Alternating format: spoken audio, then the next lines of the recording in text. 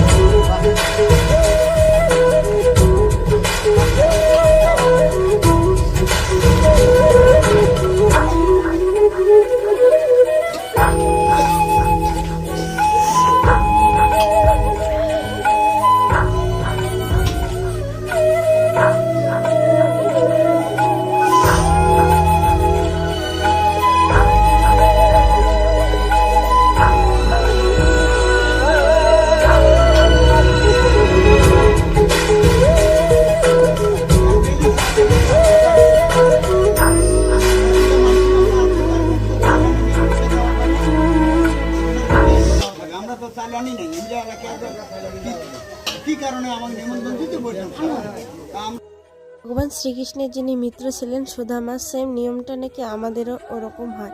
তাই সবাই এক মুঠো করে জেঠি জেঠিমার ছোলার মধ্যে চাল দিতে হয়। কিন্তু সত্যি বলতে মানে তখন যে এতটা খারাপ লাগতেছিল, মানে কি বলি, নিজের জেঠি জেঠিমার হয়ে এক মুঠো করে চাল দিতে হচ্ছে নিজের ছোলার মধ্যে। কিন্তু কি করব বলো, যেটা নিয়ম সেটা তো করতেই হবে।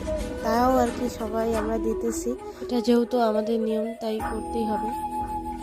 তারপর আমাদের যেটা নিয়ম যে পাশের বাড়ি বা পাড়ার যে 4-5টা বাড়িতে গিয়ে আমাদের ভিক্ষা করতে লাগে, যে বেরিয়ে গেল ভিক্ষা করার জন্য। মানে যেহেতু নিয়ম আছে, আমি শুনেছি যে এই অধিকারী বংশের মেয়েগুলোকে নাকি বিয়ে করা যায় না, না হলে নাকি এরকম করে ঝোলা থাকতে হয়। আমি যতদূর জানি ভগবান শ্রীকৃষ্ণের আশীর্বাদে কোনোদিনও তার অভাব অনাটন আসবে না। আর এর কারণে আমাদের ফ্যামিলির মানে মেয়েদেরকে অনেক সমস্যার সমাধান হতে মানে কেউ কেউ আছে যে বিয়ে করা যাবে না ওই ফ্যামিলি, বলতো যে অধিকারী ফ্যামিলির মেয়েদেরকে বিয়ে করা যায় না, বিয়ে ধরলে নাকি সেম এরকম করেই ঝোলা ধরতে। ওই কারণে আমাদের ফ্যামিলিতে প্রচুর প্রচুর বিয়ে ভেঙে গেছিলো, মানে বিয়ে ঠিক হয় আবার ভেঙে যায় এরকম।